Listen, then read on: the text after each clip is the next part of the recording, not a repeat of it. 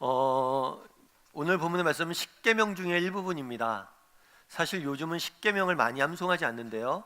예전에는 어렸을 때부터 주기도문과 더불어 사도신경 십계명을 암송시키고 그랬던 것 같습니다. 한번 어떤 아이가 이렇게 십계명을 암송하는 걸 봤는데 이 다섯 번째 계명을 암송할 때 이렇게 하더라고요. 내 부모를 공격하라. 그래서 야, 이거 이응이 기억 하나 바뀌었는데 의미가 이렇게 달라지는구나. 그래서 발음을 잘해야겠다 이런 생각이 들었습니다. 저는 오늘 여러분과 함께 가정의 달을 맞이하여서 부모 공경에 대해서 여러분과 함께 살펴보았으면 좋겠습니다. 특별히 이 부모 공경과 함께 가정이란 어떤 곳인지, 하나님께서 우리에게 가정을 어떤 모습으로 허락하시고 어떤 모습으로 가꾸어 가길 원하시는지에 대해서 여러분과 몇 가지 이야기를 나눠보고 함께 고민하는 시간들을 가졌으면 좋겠습니다. 첫 번째로 살펴보길 원하는 것은 하나님이 우리에게 주신 이 가정은 하나님의 선물이라는 사실입니다. 십계명은 명중은 중에서 다섯 번째 계명은 이렇게 되어 있습니다. 제5는 내 부모를 공경하라. 십계명은 하나님께서 이스라엘 백성들에게 주신 10가지 계명입니다. 특별히 하나님의 백성으로서 어떻게 너희가 살아갈지에 대해서 엑기스로 뽑아서 말씀을 주신 겁니다. 근데 십계명은 크게 두 가지 부분으로 나눠져 있다 우리가 흔히를 많이 이야기합니다. 반드시 그렇게 구분되진 않지만 크게 두 가지 부분으로 구분되어 있는데, 첫 번째는 1계명부터 4계명까지는 하나님과 인간 사이의 관계에 대해서 이야기하고 있는 계명이다 이렇게 이야기합니다. 그리고 5계명부터 10계명까지는 인간 사이의 관계를 규정하는 계명이다 이렇게 이야기하고 있습니다. 그런데 하나님께서 인간 사이의 관계를 규정하는 명령, 계명을 주실 때 제일 먼저 주신 게 무엇이냐면 부모와 자녀 간의 윤리 문제입니다. 뿐만 아니라 이 10계명 중에서 뒤에 나와 있는 6개의 계명 중에서 명령과 더불어 축복이 함께 나와 있는 계명은 이 계명밖에 없습니다. 내 부모를 공경하라. 그럼 내가 장수할 것이다. 이렇게 복을 언급한 계명은 이 5계명밖에 없습니다. 그만큼 하나님께서는 5계명을 강조하고 있음을 우리는 볼 수가 있습니다. 그럼 왜 이렇게 강조했을까요? 강조한 것을 통해서 주고자 했던 메시지는 무엇일까요? 그것은 그만큼 가정의 무엇을 소중함을, 중요성을 보여주는 것입니다. 사실 가정은 모든 삶의 기초입니다. 가정은 우리가 경험하는 첫 번째 사회이자 첫 번째 학교이자 첫 번째 정부입니다. 따라서 우리는 가정에서 많은 것들을 배우고 익히고 얻게 됩니다. 여러분, 그리고 가정에서 배웠던 것은 우리 평생에 영향력을 미치게 됩니다. 옛날에 어른들이 결혼할 때 그런 얘기를 하셨어요. 야, 결혼을 하려면 상대방 집안을 봐야 된다 라고. 처음에는 그 말씀이 무슨 말인지 잘 몰랐습니다. 상대방 집안을 보라는 게 뭐 재력이 어떻더니 상대방 집안의 환경을 보라는 게 아니에요. 상대방 집안의 가정을 보라는, 가정의 분위기를 보라는 거예요. 왜냐하면 내가 언젠가 꾸려가야 될 가정의 모습은 내 아버지와 어머님이 꾸렸던 가정의 모습을 닮아가게 돼 있기 때문입니다. 아버지의 모습을 아들이 담듯이 가정에서 우리가 배웠던 많은 것들은 우리의 삶에 영향력을 미치고 내가 가정에서 배운 것들 가지고 나는 세상 속에 살아가게 되어 있습니다. 신앙도 마찬가지예요. 어려서 어떤 부모의 신앙 밑에 자랐느냐에 따라서 우리가 갖는 신앙의 모습들은 다릅니다. 특별히 아버지의 모습이 굉장히 중요하죠. 엄한 아버지의 밑에 자란 사람들은 하나님에 대해서도 굉장히 엄하신 분, 무서운 분으로 생각하기 쉽습니다. 그런데 사랑이 넘치는 다정한 아버지 밑에서 자란 분들은 하나님에 대해서도, 그런 자상한 아버지에 대해서 생각을 많이 하게 되어 있습니다. 왜 그날의 십계명을 통해서 다섯 번째 계명으로 부모를 공경하라 이야기하고 축복까지 이야기했냐? 달리 이야기하면 왜 가정 윤리를 그렇게 소중히 여겼냐? 그만큼 가정은 뭐예요? 중요하기 때문입니다. 그렇다면 오늘날 우리 사회의 가정의 모습은 어떨까요? 오늘날 우리 사회의 가정의 모습은 긍정적인 모습들이 있습니다. 과거와 달리 오늘날 우리 사회는 부모가 자녀 양육에 함께 노력을 합니다. 과거에는 자녀 양육을 어머니의 책임을 다 돌려놨어요. 그러다 보니까 가정 내에서 아버지의 빈자리들이 있었습니다. 그 빈자리로 인해서 정말 우리 자녀들이 결핍과 갈증을 느끼면서 자랐어요. 그런데 이제 부모가 함께 자녀를 양육하려는 긍정적인 모습들이 오늘날 사회에 많이 있었습니다. 많이 생겼습니다. 그리고 오늘날 우리 사회는 가정학대 피해자들이 벗어날 수 있는 환경이 조성되어져 있었습니다. 과거에는 굉장히 가정이 폐쇄적이었어요. 가정 내에서 많은 안 좋은 일이 있었을 때 그것들에 대해서 피할 방법이 없었어요. 하지만 우리 오늘날 사회적 안전장치를 인해서 그런 가정 내 잘못된 것으로부터 피할 수 있는 환경이 조성이 되었습니다. 뿐만 아니라 여성들의 지위가 향상이 되었습니다. 예전에는 주부로서 정말 가정의 어머니로서 하는 일들에 대해서 하찮은 것으로 여겨졌어요. 하지만 요즘은 그렇지 않습니다. 정말 주부가 하는 일만큼 다양하고 어렵고 힘들고 귀한 일들은 없다는 것을 많은 사람들이 인정하고 있습니다.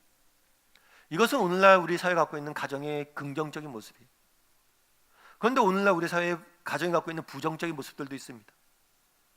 우리나라에서는 구체적 통계가 안 나왔지만 서구의 통계를 빌리면 이렇게 되어 있어요. 서구 사회는 청소년 4명 중에 1명은 부모의 이혼을 경험합니다. 서구 사회에서 지금 결혼하는 대부분의 커플은 절반 이상이 이혼으로 끝납니다. 서구 사회 1인 가구, 결혼하지 않고 1인 혼자 사는 가구가 25%가 넘어가고 있습니다. 사회가 오늘날 우리 사회 가정이 정말 긍정적인 모습도 많지만 부정적인 모습도 점점 많아집니다. 보다 본질적으로는 우리 사회의 가정이 근본적으로 해체되고 있다는 것. 그렇다면 왜 이런 현상이 일어날까요? 이런 현상이 일어나는 여러 가지 이유가 있을 겁니다. 그런데 중요한 이유 중에 하나는 뭐냐면 가정을 바라보는 시각의 문제예요. 오늘날 우리 사회는 가족 제도에 대해서 본질적인 문제를 제기합니다. 그것은 무엇이냐면 가족이 어떻게 생겨났냐는 거예요. 세상은 인간 사회가 진화하면서 우연히 가족이란 제도를 만들었다고, 인류가 번성하기 위해서 가족이란 제도를 만들었다고 봅니다. 우연히 인간이 만들었다고 봐요. 그렇기 때문에 지금의 가족 제도와 보다 나은 가족 제도, 혹은 이 가족 제도를 다른 것들로 대체할 수 있는 것들을 끊임없이 탐구하고 끊임없이 가족에 대해서 근본적인 문제 제기를 합니다. 그러다 보니까 전통적인 가족 제도들이 해체되고 있는 거예요. 그런데 성경은 가족에 대해서 어떻게 이야기합니까? 인간을 하나님께 지으셨습니다. 그리고 하나님께서 제일 처음에 주신 선물이 가정이에요.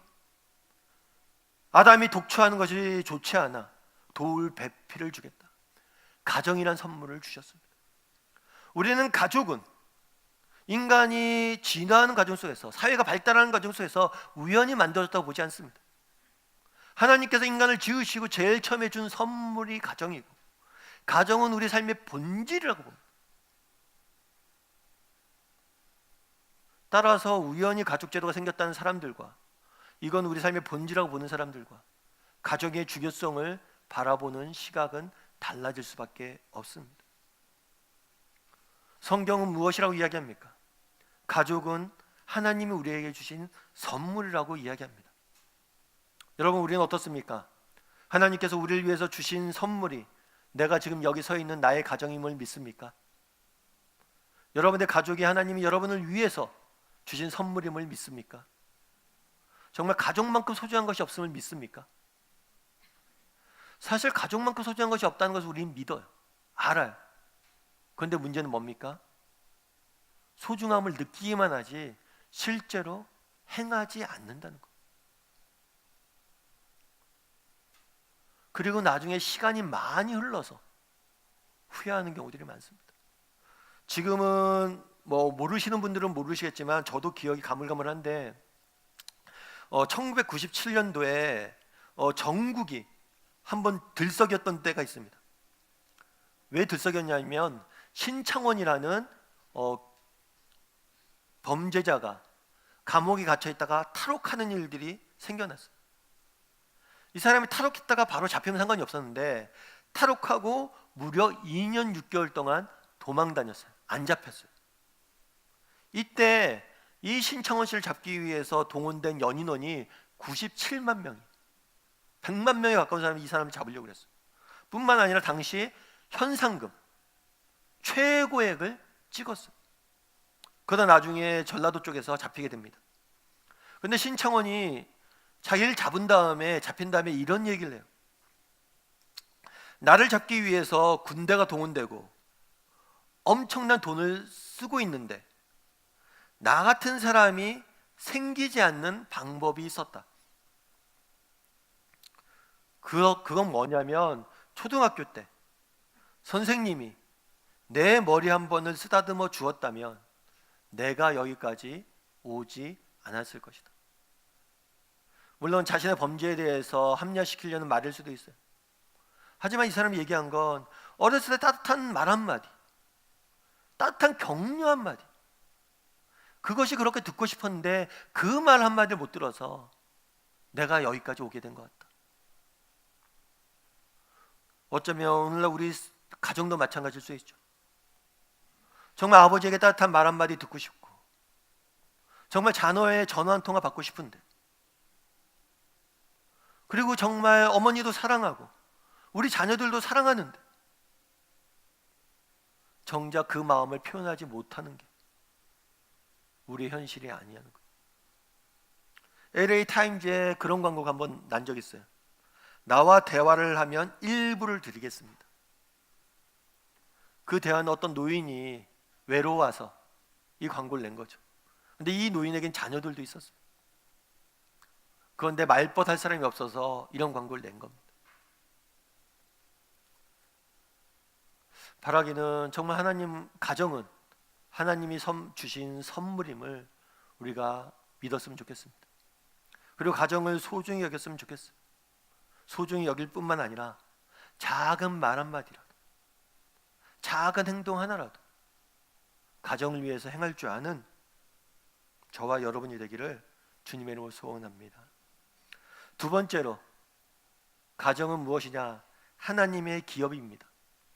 12절에는 이렇게 되어 있습니다. 12절 말씀을 앞부분만 다시 한번 읽어봤으면 좋겠습니다. 내 부모를 공경하라. 이 공경하라는 단어는 성경에서 세 가지 경우에 주로 많이 사용했습니다. 어떨 때 사용했냐면 저울에 무게를 달 때, 더 무거운 쪽을 공경하다, 이 표현을 썼어요. 저울에 무게를 달 때. 그리고 상대방에게 영광을 돌릴 때, 당신의 덕입니다 하고 영광을 돌릴 때 공경하다는 표현을 썼어요. 그리고 또 무겁다는 의미로서 공경하다는 의미를 썼어요. 따라서 내 부모를 공경하라 라는 말의 의미는 무엇이냐면 내 부모님을 비중 있게 여겨라, 내 부모님을 중요시 여겨라. 달리 이야기하면 내 부모의 권위를 인정하라. 내 부모의 권위를 인정하는 것, 아버지의 아버지 됨을 인정하고 어머니의 어머님을 됨을 인정하고 그분들을 인정해 드리는 것, 나의 아버지로서 어머니로서 인정해 드리는 것, 그것이 바로 공경이란 거죠. 목사님, 공경이 부모님을 인정해 드리는 건데 전 인정하고 있는데요, 그게 그렇게 어려운 건가요? 그런데 안타까운 현실은 오늘날 우리 사회는 부모의 권위가 너무 많이 무너졌다는 거예요. 요즘 우스갯소리로 그런 우스갯소리가 있다고 그러더라고요. 자녀가 좋은 대학에 가는 방법이 세 가지가 있대요. 첫 번째는 할아버지의 재력이래요. 두 번째는 어머니의 정보력이에요. 그리고 나머지 하나는 뭘까요? 아버지의 무관심이래요. 씁쓸한 이야기죠. 아버지는 관심을 끄라는 거예요, 가정이.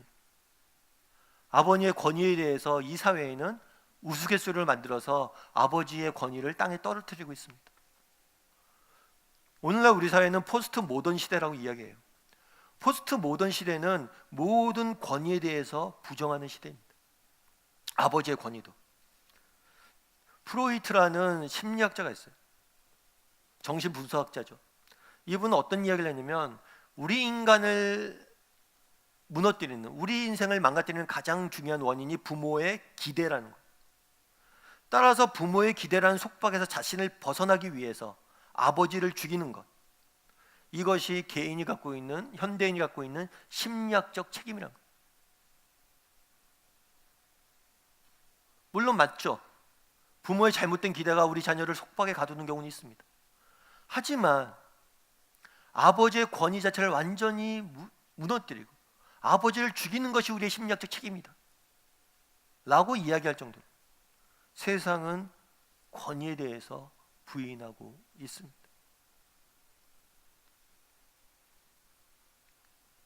그렇다면 우리가 부모로서, 아버지로서 갖는 권위의 원천은 어디에 있을까요? 저도 이제 가끔 자녀들과 이야기할 때 자녀들이 이제 말 안 들을 경우가 있죠. 그럼 얘기합니다. 야, 아빠 말 들어야지. 그럼 우리 애들이 그래요. 아빠 말 왜 들어야 돼? 이거를, 그러니까 이게 세상이 변한 거죠. 저희 어렸을 때 한 번도 질문하지 않은 걸 질문한 거. 아빠 말 왜 들어냐? 그럼 뭐라고 제가 답했을까요? 야, 아빠가 돈 벌어다 주잖아. 너 먹는 것도 아빠가 사다 온 거지. 너 이 집도 아빠가 산 거지. 너 입는 거 먹는 거 다 아빠가 한 거잖아. 너 아빠 말 듣기 싫으면 나가. 이 말을 하고도 제가 마음이 얼마나 씁쓸한지. 도대체 우리 아이들은 내 말을 왜 들어야 될까요? 나는 왜 얘들한테 내 말을 들으라고 이야기해야 될까요? 내가 얘들을 낳아줘서, 얘가 얘들을 돈 벌어줘서, 물론 중요한 부분입니다. 정말 우리가 그들을 낳고 그들을 위해서 애쓰고 부모로 수고하는 것, 이것만큼 가치 있는 일들이 없어요.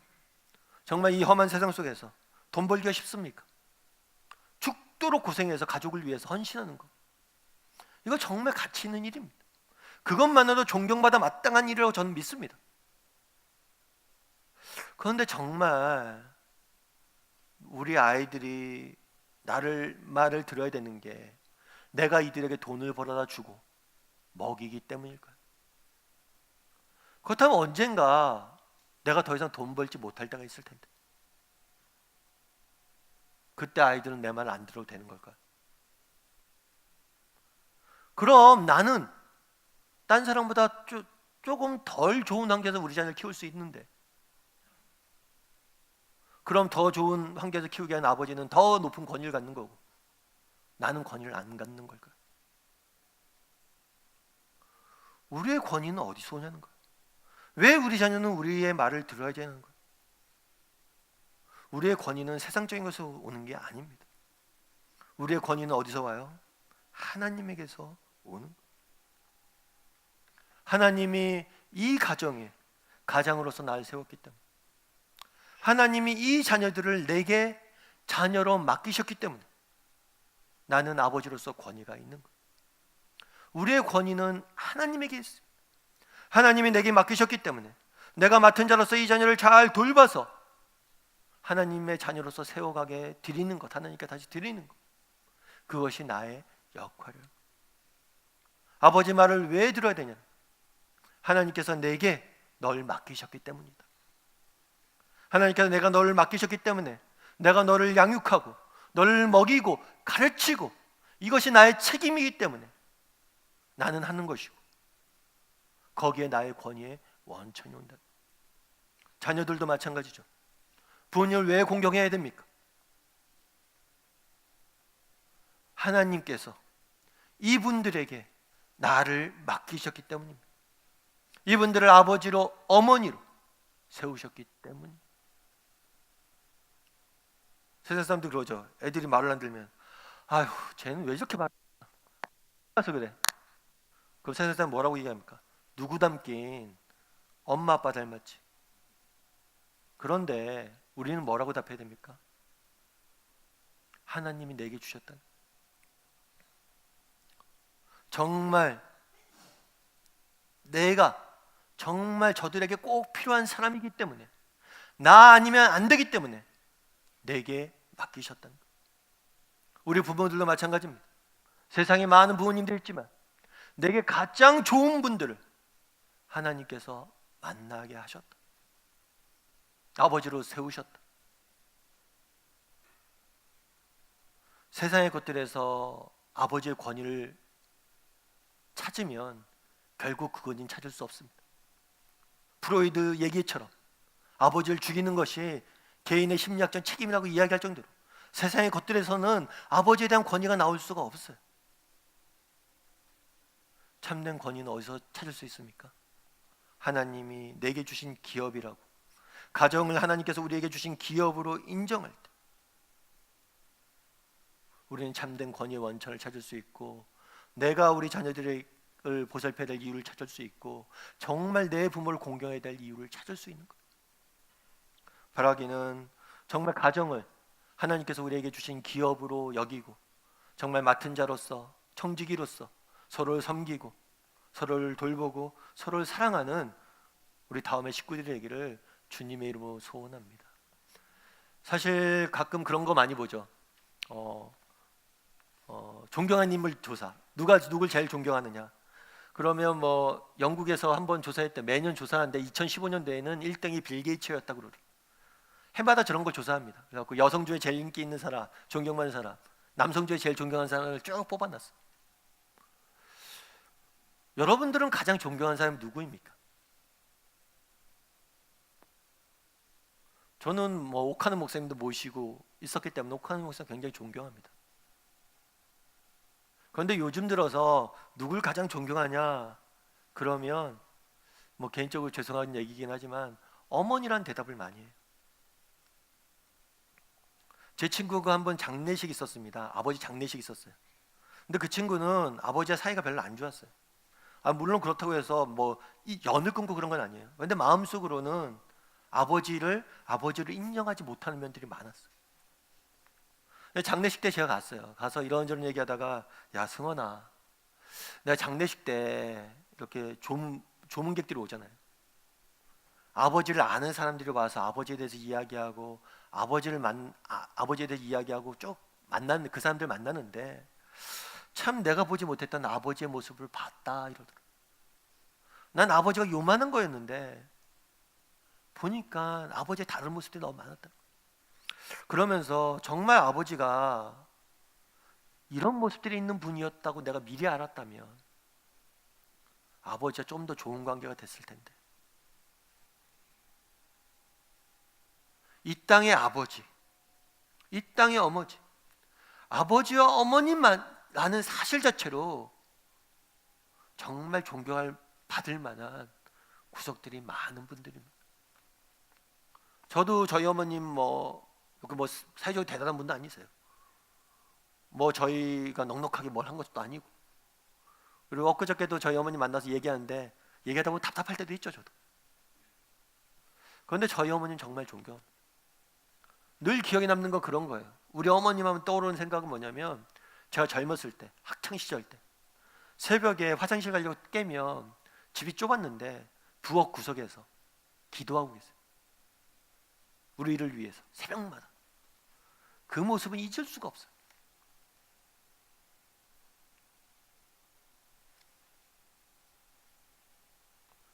저는 하나님께서 세상을 어떻게 지었냐, 가장 존경하는 인물이 시간이 먹으면서 아버지 어머님이 되더라고요. 아버지 어머니를 존경하고 그 자녀들이 또 그 자녀들에게 존경받고 인정받고 그러면서 살아가길 원하신 게 아닌가 싶어요. 정말 우리 다음의 식구들, 우리 자녀에게 존경받는 사람이 되었으면 좋겠습니다. 특별히 어떤 면에서 정말 우리 아버지는 정말 이 가정을 하나님께서 내게 맡기신 기업이다 믿고 이 가정을 위해서 기도하고 이 가정을 정말 하나님의 말씀대로 세우려고 노력했던 아버지셨다 라는 면에서는 존경받을 수 있었으면 좋겠습니다. 바라기는 우리 다음의 식구들이 정말 우리가 섬기는 이 가정은 하나님께서 내게 주신 기업임을 믿고 정말 서로를 사랑하고 섬기고 공경할 줄 아는 우리 다음의 가족들이 되기를 주님의 이름으로 소원합니다. 세 번째로는 살펴보기 원하는 건 하나님의 비전이에요. 12절 후반부에 이런 말씀이 있습니다. 같이 한번 읽어볼까요? 같이 읽겠습니다. 그리하면 내 하나님 여호와가 내게 준 땅에서 내 생명이 길리라. 앞서 말씀드렸던 것처럼 5계명은 하나님 명령을 주시고 명령 안에 축복을 포함시켜서 말씀하십니다. 어떤 축복을 주셨냐면 내 생명이 길 것이다, 장수할 것이다, 이런 얘기를 해요. 그 당시에는 고대 사회에서는 한 사람이 복받은 인생이다 이렇게 이야기하는 근거는 두 가지예요. 하나는 뭐냐면 수명이 긴 것, 장수하는 것. 그 다음에 다산, 자녀들이 많은 것. 자녀들이 많고 수명이 길면 이 사람은 복받은 사람이다 라고 이야기했습니다. 따라서 내 생명이 길 것이다, 네가 장수할 것이다 라는 건 뭐냐면, 너가 정말 부모님을 공경하면 하나님께서 너의 인생을 축복하실 것이라는 약속. 당연한 원리겠죠.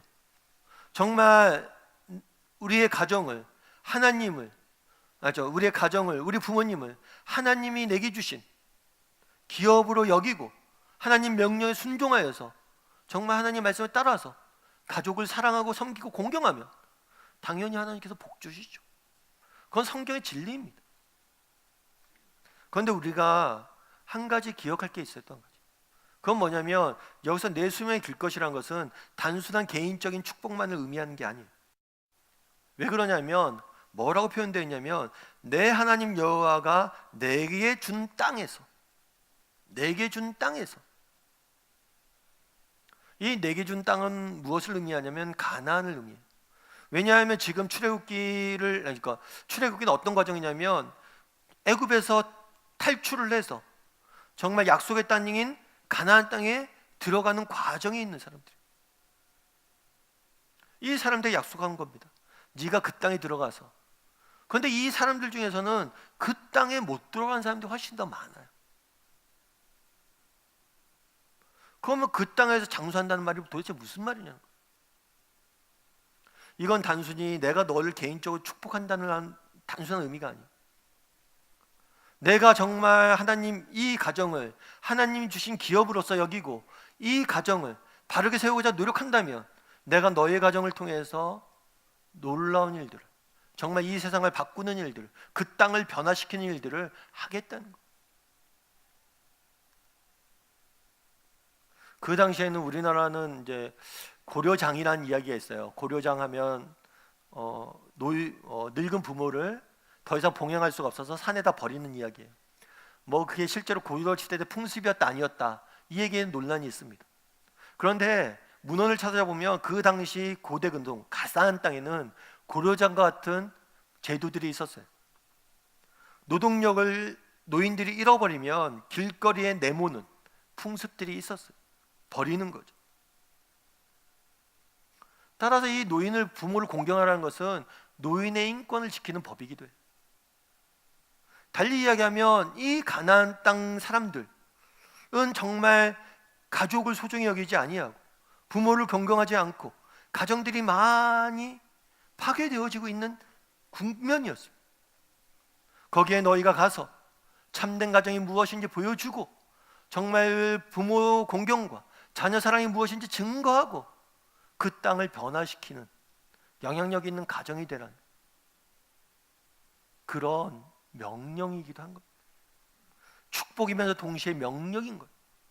그래서 축복 안에 명령이 포함되어 있는 거예요. 너희가 정말 가정을 통해서, 너희의 가정을 통해서 세상을 변화시키고 정말 참된 가정을 세워가길 원하신 하나님의 비전이 그 안엔 담겨져 있는 겁니다.